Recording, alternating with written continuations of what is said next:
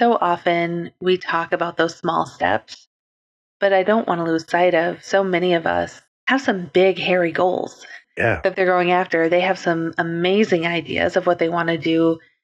And I don't want us or them to lose sight that this can all work out for you, right? Like you can set yourself up to do the amazing things you think you can only dream of.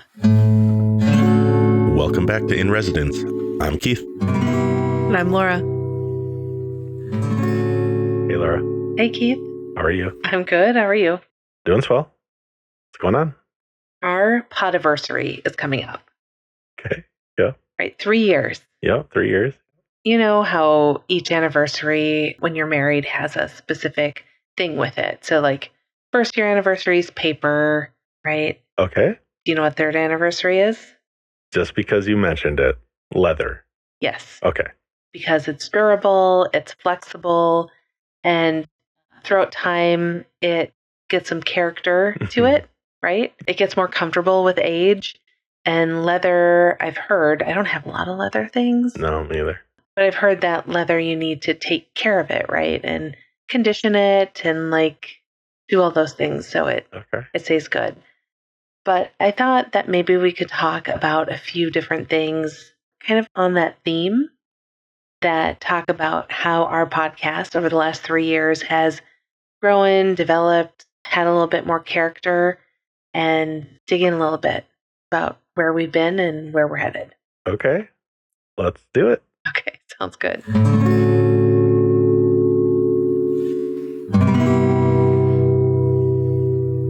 Over the last 3 years, what sort of things have you noticed that we have found through conversation or through noticing a little bit more as we were preparing for podcasts? The phrase that you coined was like, what's the spark that's going to get us talking? It got a little tricky for a while because it used to just be natural because we weren't thinking about it being recorded. And then once you bring in like this is for a greater purpose of like sharing with other people. I think it took me a little longer to get through that. Like kind of, I don't know if it's like self-conscious or I think that paired with like perfectionism and stuff, right? Like, so that was something that like, I think doing this helped me let go of a certain amount of perfectionism that was really holding me back from accomplishing more than I was, or living up to maybe what do they say? Live up to your potential, right? Mm-hmm. Like it's such a loaded phrase, but there's probably like a lot of like, takeaways and things. Yeah. But like it's tricky for my brain to, maybe it's because I'm in the like edit mode after we're done, like I go into edit mode and like think of like, how am I presenting this? I don't know, but I feel like you're going to have some ideas that help spark more from me. Well, I agree with you in that we started this, and at first I think I was really reluctant to share anything because if you recall, I thought this podcast was going to be about crafting, right? And the puzzles I was doing and things like that. So I thought, oh, I'm comfortable sharing that part of my life. Right. And you're like, no, I'm thinking like we actually talk about things you're going through at work and things, we're like, what are we struggling with, or why is this hard, or like, what are we feeling? And I was like, well, yes, and full stop. I don't think I want to do that. Right. Can I just talk about felting ornaments I'm doing for Christmas, right? Or something like that. And I think what I was trying to say was yes, and yes. Like nobody's going to care about that unless we talk about some of these other things, right? Like that's kind of how I came to it. But. Yeah. Well, and you have often talked about, so what is the value we're adding for people? Right. I was starting to think when you were talking about that, it goes from just having a conversation to actually creating something to share with other people. And I kept thinking about like Wayne and Garth. Like they're in their basement, like recording a show that's local, that they have like a few people that listen, but I don't think they were trying to make it really widespread. Right. Right. They were just kind of having fun. Yeah. And so I think when I was coming to this, I was thinking like kind of in that Wayne and Garth mindset. And I think you had a larger idea. Possibly. I think we just have different ideas of what is like fun or like what is repeatable. And it has something like it's more about my personality and the way my brain works around what we're talking about.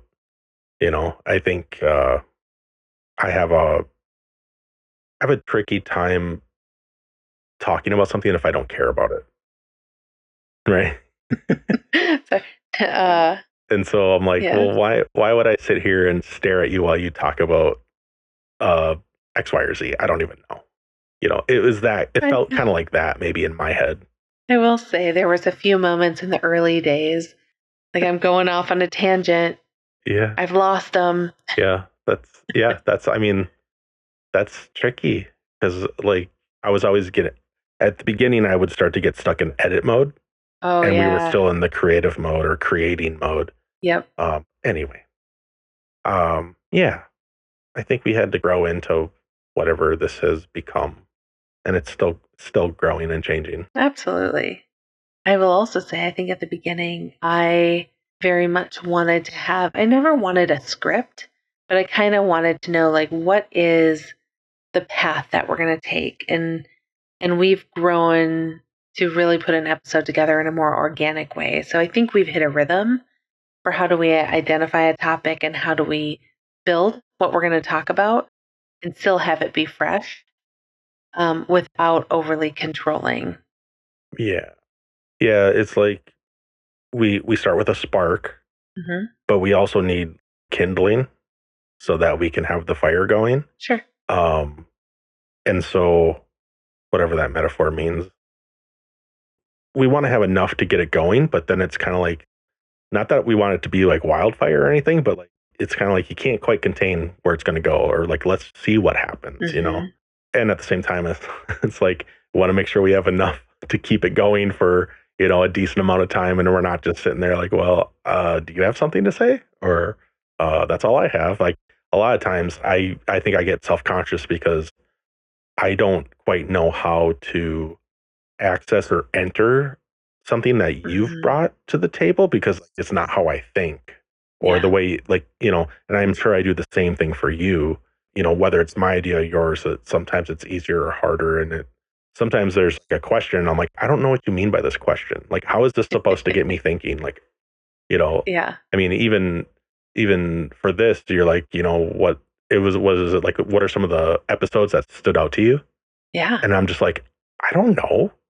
Like, that's my first response is like, I don't know. Like, and like, there's a couple, but like, we work differently. Yeah. Right? Yeah. So that's the only thing with like this type of thing, like the nostalgia or the revelry of it. I'm kind of just like, I don't know how to talk about that stuff, So is that a good time to transition into what conversations have stayed with us over the last 3 years? Yes. I mean, I have 3. Yeah. And I can start if you want to get things kind of rolling. No, I'm going to start because I'm just going to like say like 3 little things and then you can go a little more in depth into yours probably. Okay. How about that? Sure.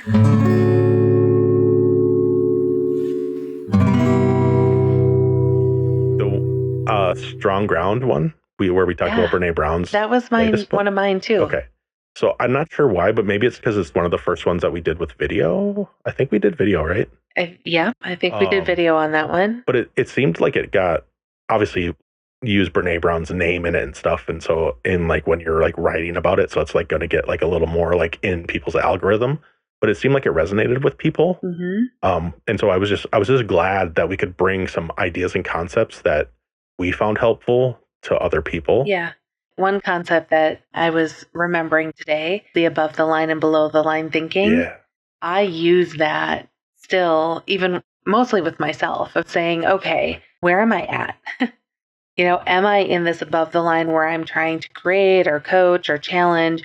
Or am I really below the line where I'm trying to be that hero and save the day or a victim or, the villain? And there's often times where I'll say, okay, like I had some news from my orthopedic surgeon this week that I had to wait a little bit longer for surgery, which is fine. Not exactly what I wanted to hear, right? But I'm young, so they want to take time and it's fine.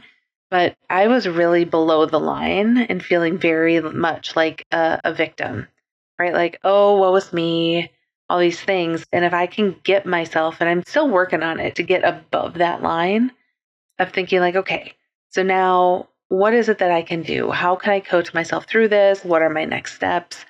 I'm going to be able to come at that with a better frame of mind than where I was earlier this week. Definitely below the line. Yeah. Just a good frame. I thought of a third one. It's just, I'm going to sneak it in before I talk about the second one that I could think of. But there's a earlier episode where I started it with, I think I had a cold and I was just like, I was crabby, and you were like trying to like help me through that like storm. And you're like, well, what's the problem? And I'm like, I don't think anything we're doing is good enough. I don't think we should be talking about this or whatever I was saying. Did that even go out? Oh yeah. Yeah. Oh, it's the cold open of that episode. Oh gosh. And yeah. I'm like, all right, like if I can put this out, I can probably put almost anything out. And it was a way of me being vulnerable and being seen. And it's how I am. And I think that's what maybe I was even alluding to earlier, is just, I want things to be good and I take it seriously. And when it's not feeling like that, I'm not happy. And so it's something I need to process through and work through. And it's easier said than done a lot of the times. And so you have found yourself having to work with that sometimes. Over 3 years, I think I've really grown and found ways to not even get to that point most of the time. But anyway, sorry, I didn't mean, no. I just thought that was a funny little thing that I'm like, I remember that. Like, I don't know exactly what episode it is, but I remember being really, really upset. Oh, and you mentioned that. I remember that too. Yeah. I couldn't remember if it actually went out, but you're right. It was the cold open. Yeah. I actually had one that was similar to that, a different episode, and I don't remember which one it was. But there's one where you and I sat and looked at each other and we're like, so we're going to do this and actually share things about us and that we're doing. That feels very vulnerable. Like talking about, I think I was talking about my hip and needing surgery and feeling like, okay, I need a replacement. I'm too young for a replacement, it feels like. And this feels really, there's a lot of shame, it felt like, with that, because I took on so much that my body's broken. I can't fix it myself. You know, how did I not realize that my body hurt this way? And I didn't pay attention to it. And so there was that vulnerability there. And I think you also talked about going to therapy and how great that's been. And I've talked about therapy as well. Yeah. And so it might be a kind of accumulation of different episodes, but us being willing to be a little vulnerable and share some of those things that oftentimes, I don't know if we typically would always. Or correct. Yeah. Yeah. You know, for sure. What was your third one? I enjoy the mixtape episodes that we do. Yeah. So it's basically us just talking about what we're listening to, reading, watching, fun little things that, you know, are popping up for us. So I remember on one of them, aside from like music and stuff, like I think we were talking about Project Hail Mary. Mm-hmm. And like just how much I like love listening to that book. Bad. Yeah. And then now it's like, I mean, and I had listened to it and stuff before we started the podcast and stuff. Like, so I don't remember when it came out, but now 3 years later, like the movie just came out. Yeah. We haven't watched it yet. We still haven't watched it. But yeah, that's right. I have it. Like we have it. So we need to watch it. So anyway, those episodes are fun because it's kind of like you can just kind of like, I can a little bit like just like exhale and be like, let's just have some fun and like just talk about little things that are popping up. But I remember even one of the times I'm like, I don't know, like I haven't had time to like have fun listening to things. Like I'm too busy, you know. It's like, and then that's where he's like, all right, let's calm down. Let's get above the line or whatever, and like let's like I don't need to be crabby that I'm trying to talk about fun things. Or, kind of, like I feel like that probably happened once, but yeah. But yeah, they're always fun because like we get to like kind of revel in like what's lighting us up a little bit, like just for fun. I didn't have that one on my list, but I wish I did because I enjoy those too. Because I always learn something new about what you're listening to, even though we talk quite a bit and share a lot of things back and forth. There's always things that we're consuming that we don't realize the other one is listening to. So, yeah. And I had one more, and it was our conversation about Stutz. Okay. I like that conversation. I keep going back to it. And the piece that stands out to me is put a pearl on the string. Oh, yeah. Put the pearl on the string. For those of you who haven't heard about it, it is really about every single day, show up and do things. It doesn't have to be something you want to do. It doesn't have to be something you're excited about. You're simply showing up, putting the pearl on the string. That pearl can be covered in dirt and whatever, but your goal is not to get the perfect pearl on the string. Your goal is to put the pearl on the string. So I've been doing that right now with like PT exercises and like getting on the exercise bike and stuff. I have, this is going to sound really silly, but I have a couple jars of different color pearls that I'm putting in a jar. So every time I work out, I can put another pearl, green, yellow, or white. You can guess why. Jeez. I love my Packers. Oh, yeah. I love my Packers. But green, yellow, or white. And I put one of those in the jar. So it's put a pearl in my jar. And it doesn't have to be perfect. It just has to be completed, right? So that's a concept that, and an episode that I remember being really useful that I continue to go back to.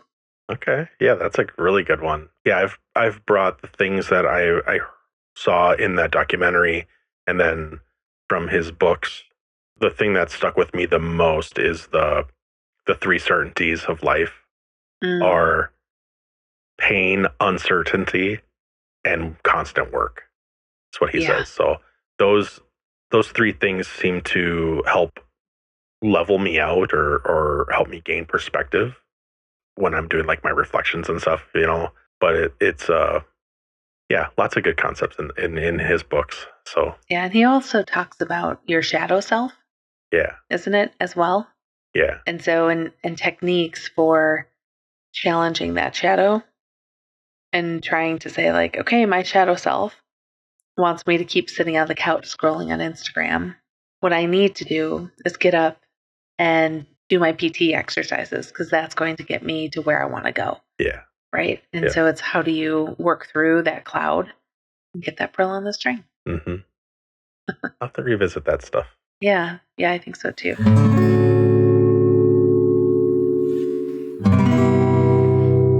Are there things that we've talked about over the last 3 years that have really changed the way that we live? So for me, one of them was, again, some of the Stutz work and thinking about that. That has definitely changed my idea of not having to be too high, not having to be too low, but just having to show up consistently and implement. The stuff that we talk about starts to kind of blend together and you kind of forget where it comes from. But like things that I think keep returning to us throughout most episodes are reminding ourselves to simply do the next little thing. And just like putting the pearl on the string is just another way of saying that. And the small things over time, build. That's probably like one of the themes that I see come up throughout most of our episodes. That in reflection and like that we use that as a tool, right? Yeah. And then communication, clear, intentional communication, a game changer. You can't read my mind. Right. You can't infer what I'm trying to like get you to understand by if I don't say something, right? Like vice versa, But in general, in life, right? If we don't say the thing, like how is somebody going to know? Right. Stuff like that popped up, and I don't know. I think it pops up because it comes from so many different places, and just other people are saying it in just slightly different ways. Sure. Like putting the pearl on the string. Like that's one that you really resonated with you. Really sticks. Yep. And you were doing it, when I was there in Green Bay, and like just dropping another one in the jar after your workout, and I get to put one in the jar when I go back to Green Bay. Yeah, you worked out today. I did. Yep. Yeah. So I don't know. How about you? So another one that I thought of was James Clear habit stacking. That is another piece that I think sticks with me. I don't know if I'm always good at getting the habits to stick, but I've been playing with it. And I think it's a useful tool. So the concept again is if you have a habit that you're consistent with. So for one thing, for me, the first thing I do when I wake up is I go and make the coffee. Right. That's the first thing I do. Yeah. So I go and I make the coffee. So then the question is, if I always go and make the coffee, then what is the next thing that I can stack on top of that current habit that I can work to have that become a new habit? Over the years, I've done that, right? Like, okay, I got the coffee, then I get ready, I journal. Sometimes I've gotten movement, I think that's a good concept too, that really has changed how I think about habits. Yeah. It's not about whether I have the willpower to show up and keep doing things or the tenacity to keep going. Right. It's how do I set up the conditions and the structures for me to follow through in the things that I intend to follow through on. Yeah, we talk about the wanting to do things or obtain like a habit, but the reason we're talking about it is because the hard part is the consistency and the persistence to have it actually become a habit. Yeah. Like it's easy to do it like the day after we talk about it, or we read it in a book, or somebody suggests, hey, try habit stacking. Right. Like have something like go along with that thing you already do, and it's like, well, then like 3 days later, I'm just like sitting around like twiddling my thumbs thinking like, okay, what should I do? Oh, I forgot to do that thing that I said I wanted to do, so. Yep. But yeah, like the consistency that leads to the habituation of whatever action it is, like if you want to call them tricks or tactics, but like whatever those things are that help you do that, just play with it. And, like the only thing that's like recently changed a little bit for me is I find when I'm trying to do that, I actually kind of like find myself going on little side quests. And like, I think I was telling you earlier, having a little hard time where I feel like my attention has shifted as I've gotten a little older. Like I can't quite be as laser focused as I once was. And it's like, I'm like, I don't know what's going on. Like I will leave the room to go do something. And then I'll be like, oh, grab a basket because I got to bring that to the laundry room. Then I come out of the laundry room, I'm like, wait, what was I doing? And so when I hear the habit stacking, I start to get like a little afraid, but I love doing it. I love checking like two things off at once. And it's a way that gives me maybe more time after, where if I accomplish a little more in one sitting, that means I have a little more time to have freedom to like not be trying to do more than I need to do, and then I won't be forgetting what I was trying to do, kind of thing. Yeah. It's an interesting new thing with me that I don't know. I don't know if maybe it is because I'm trying to do too much at once, or is like my brain chemistry just changing or something as I'm aging. Like who knows? Who knows? Yeah. Too much caffeine, not enough caffeine. Who knows? Yeah. Drink water. Water is good for you. Right.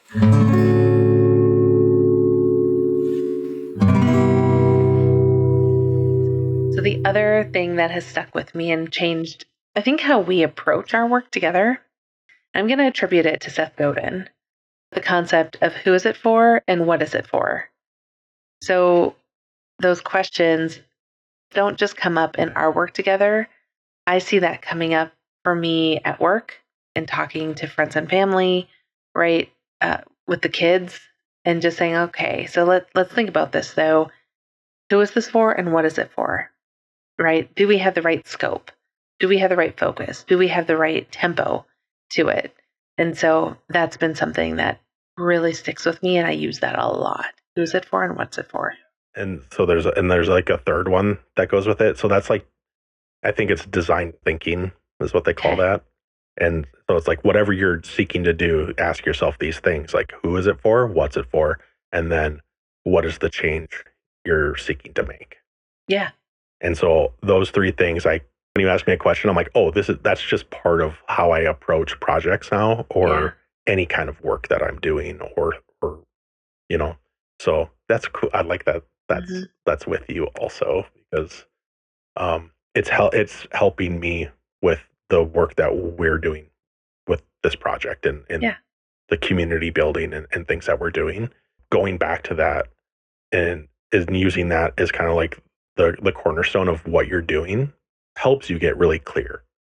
Because like returning to it after like a few weeks of work, or even a couple days of work, all of a sudden you're like, okay, I need to like recenter myself on like, I wandered off and I started rambling, like I do, and then I'm like, wait, what's the point here? So who is this for? What's it for? And what is the change I'm seeking to make? Yeah. That's totally like that. I learned about that from Seth. Yeah. For sure. Okay. I was like, that's what I'm going to attribute it to. Yeah. That's where I heard about it. Sure. Other smart people like him knew about it,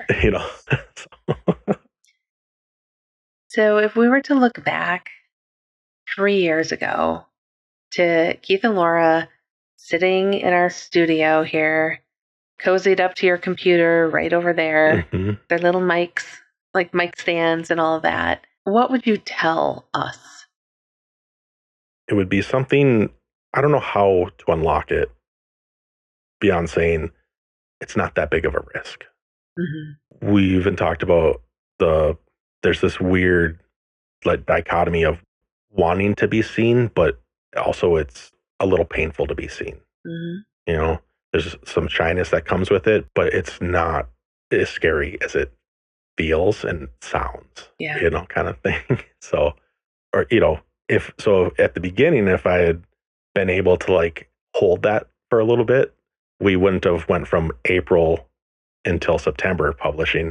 We probably would have like published maybe the beginning of May, kind of thing. We would have been like 6 months ahead of where we were in the fall. But I don't know, something with us, and we brought this up on the live. It's like something with us in fall just seems to click. It's like kind of like when we get lit up and we like tend to be doing more things or something.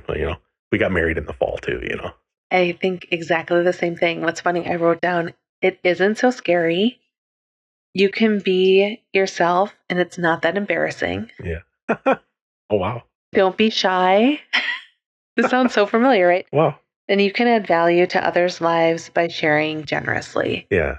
And so I don't think you've forgotten this, but it took me 1 year, exactly 1 year, to share on any of my social media channels that we had a podcast. Yeah. I'm like, you have way more context than me. You need to share. I was so embarrassed. Yeah. And even now, somebody's like, hey, I heard something about you. You have a podcast. I'm like, well, yeah. But it's just and I'm like, no, I have a podcast. Yeah. We are podcasters. We have a podcast. It isn't so scary, but you're right. It's hard to be seen, even though you want to be seen. And I do think that we can create value by sharing generously of ourselves and being a little vulnerable, like we talked about. Yeah. Right? I mean, so being seen is a little bit of the price you have to pay if you want to show up generously and help, turn some lights on for other people. Real quick, the thing that popped in my head while you were saying some of that stuff was another thing from Seth from Poke the Box, which we did an episode on. We did, right? Yeah. And he talks about if you have a gift or something to share with other people and you don't, that's like stealing. Like if you have something that you can share it, and so that's what comes up when we're talking about like you being a little shy and like I don't want to live from a fear of what could happen. I want to live in the possibility of what could happen. Yeah. We probably talked about that too. No, I like that. It took me a while. It's still taking me a while. Like I don't offer it. I'm not like, hi, I'm Laura. I have a podcast. Like I normally don't lead with that.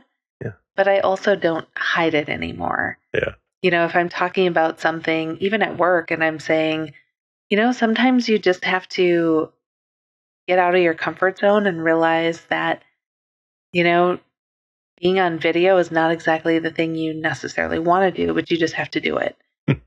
And people look at me and they're like, what does she know? And I'm like, oh, well, I have a podcast and we've been recording it via video and I hate the videos.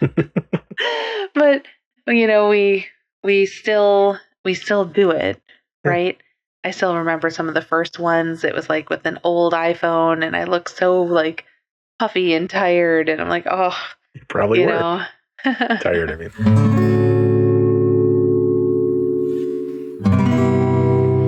the last question I had, because we've talked a little bit about the last 3 years, things that have stood out to us. If we could go back and give our past selves advice, what would that be? If we were to zoom forward 3 years, say we're in year 6, celebrating our 6th year anniversary, what would we hope to see? What do we want out of these next 3 years? I hope it grows a little bit more, and the podcast isn't the only thing. I'm looking forward towards like what can grow out of it, whether that's community support for people in that community some way, kind of thing. Yeah, and seeing what we can do with the podcast as well. Like how can it, I'm not sitting in perfectionism and letting that hold me back, but I love process improvement at the same time, which is tricky because it can be the same thing. So yeah, there's things that I hope get better and better, but mostly I'm hoping that this starts opening up other things beyond just this. And I think they'll feed each other. Yeah. I don't know if that's clear because it's in my head, but it's not always coming out. No. I mean, I was thinking the same thing. I'd like to reach more people and have this grow. And not just because we want more likes, subscribes, all those sort of things, but I think that many of the things we talk about can make a difference in people's lives. And not that it's the end all be all, but I do think that having some folks like us that do a lot of reading, that do a lot of chatting with each other and processing and reflecting, it never hurts to be part of that conversation. And so whether it's listening to us on the podcast or sharing it with people that you think we'd help, or I like your idea of creating community as well. We've heard that a lot of people feel like they're listening to our podcast and sitting on a couch with us. Yeah. Because it's very conversational because that's just who we are. But I'd like that too. I'd like to be able to interact more in real time with people other than just comments that are left behind here and there. Yeah. I think that would be a lot of fun to be part of a community together. Yeah. Yeah. And in service of creating momentum and like inertia for us and others, my main focus is how do we create connection that helps people get to where they want to go. Yeah. And because it's what I need help on too. We just talked about choosing to do something and at the same time wondering if it's the right thing. I'm shy, but I also want to be seen. Right. Well, and I think so often we talk about those small steps, but I don't want to lose sight of so many of us included, but I know people listening to this have some big, hairy goals that they're going after. They have some amazing ideas of what they want to do. And I don't want us or them to lose sight that this can all work out for you, right? Like you can set yourself up to do the amazing things you think you can only dream of. That starts with taking those small steps and being there for yourself and investing in you, right? Yeah. I feel like we're wrapping up and it feels like an appropriate time to say, because this just popped in my head from what you said. Our friend Karen said, "Why not us?" Yeah. Right. And that's not just for Laura and Keith. It's like for whoever's listening. It's for Karen. It's for whoever's listening. It's like, why not you? That thing that you want to do. Like, let's find a way to get you further along on that path, right? Yeah. Like there's lots of tools and resources that we can use together and support each other to get there, like that's exciting, Yeah. and making that happen and come to fruition is like, that's where my energy is and my focus has been for several months. So yeah, now it's time to do that last little push and get that last pearl on the string. Exactly. So. Exactly. That's a really great reminder to walk away and just have people think, why not me? Right? Why not you? Anything else? I don't think so. Do you want to do a quote card today? Do you have any by you? They're all by me. I don't know if they're all by you. I might have some. I think I have a stack here. You have a stack? Okay, let's each grab a quote. Is that okay?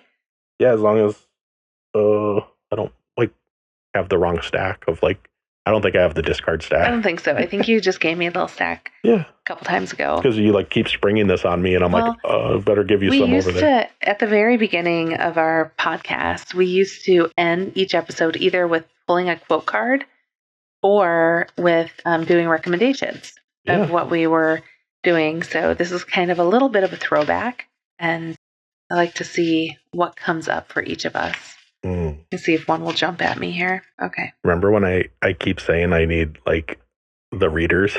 Yeah, do you need some? No. You won't be able to get them to me, but I do, and I don't want them at the same time.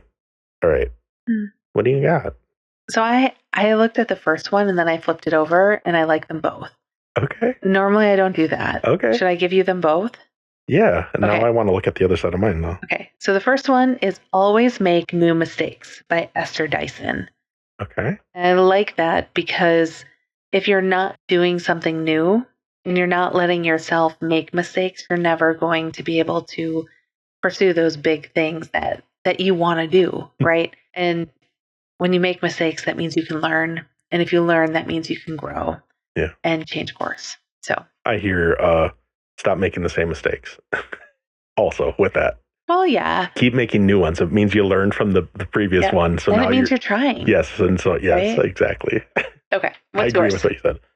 Mine is, there is absolutely no reason for being rushed along with the rush. Everybody should be free to go slow. There's a period in there that I can barely see. And that's Robert Frost. Oh, nice. So yeah, go at your own pace kind of thing. I feel like we hit on that quite a bit. Don't compare. I mean, a little bit is okay because it helps you gauge where you are. But over time, people yeah, it takes time. Yeah. Okay. Can I finish with this one? Yeah. Okay. The question should be, is it worth trying to do? Not, can it be done? By Allard Lewinstein. And I really like that too, because it's saying you can dream big, right? And you shouldn't be asking, can it be done? You should be asking, is this something worth doing, right? Is this creating a difference? And the change you want to make. That's you saying it'd be worth doing if it makes a difference. Yeah, I'm driven by trying to make a difference. Oh yeah, me too. All right, let's get out here. Sounds good. Thanks, everybody. Thank you. Bye. Bye. Happy podiversary. Right on. Love you. I love you too.